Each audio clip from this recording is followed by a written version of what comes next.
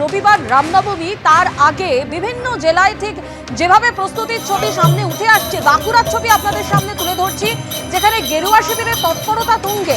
রামনবমীতে হিন্দুদের পথে নামার ডাক দিয়ে বাঁকুড়া 1 নম্বর ব্লকের আধারখোল গ্রামে বাড়ি বাড়ি গিয়ে প্রচার করল বিজেপি। রামচন্দ্রের ছবি হাতে নিয়ে খালি পায়ে খোল করতাল সহযোগে বিজেপির তরফে ওই মিছিল করা হয়। ছিলেন দলের জেলা কমিটির সদস্য। এলাকার মহিলারা শঙ্খধ্বনি করে মিছিলকে স্বাগত জানান।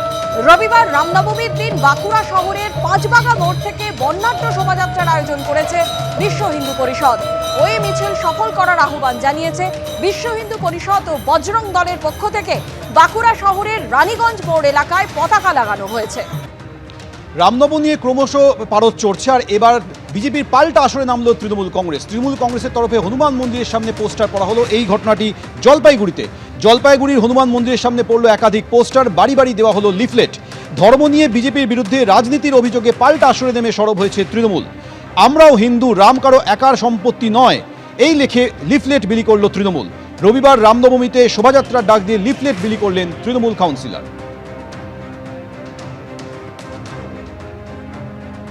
আমাদের ওয়ার্ডে আগামী 6 এপ্রিল রামনবমীর দিন আমাদের ওয়ার্ডের তরফ থেকে, আমার উদ্যোগে এবং ওয়ার্ডের কর্মীবৃন্দের সহায়তায় আমরা একটা বর্ণাঢ্য শোভাযাত্রার আয়োজন করেছি।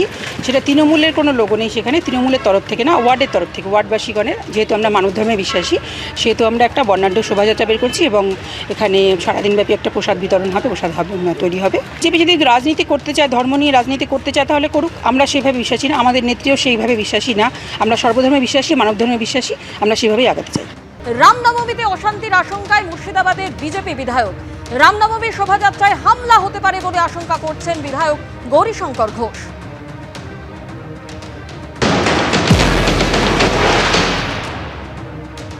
দেখুন, সোশ্যাল মিডিয়ায় বিভিন্ন পোস্ট দেখে এবং বিগত কয়েকদিন ধরে মুর্শিদাবাদ এবং মালদায় যেভাবে হিংসাত্মক ঘটনা ঘটেছে, আপনারা দেখেছেন মালদার মোথাবাড়িতে রাম পুজো হওয়ার পর শোভাযাত্রাকে কেন্দ্র করে যেভাবে হিংসাত্মক ঘটনা ঘটেছে।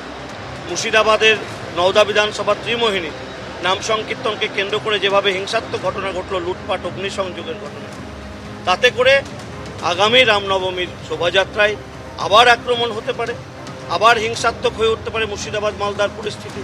সেদিকে এগোচ্ছে বলে আমাদের বিশ্বাস, কারণ পুলিশ প্রশাসন সম্পূর্ণরূপে চুপচাপ দাঁড়িয়ে থাকছে নীরব দর্শকের ভূমিকা। কোনো এলাকা যদি আইনের শাসন না থাকে, ভারতবর্ষের বিভিন্ন জায়গায় আপনারা দেখেছেন কংগ্রেস সরকার অগণতান্ত্রিকভাবে বিভিন্ন সরকারকে ভেঙে দিয়েছে। ভারতীয় জনতা পার্টি মোদিজির শাসনকালে এই প্রথম মণিপুরে আমরা রাষ্ট্রপতি শাসন জারি করেছি।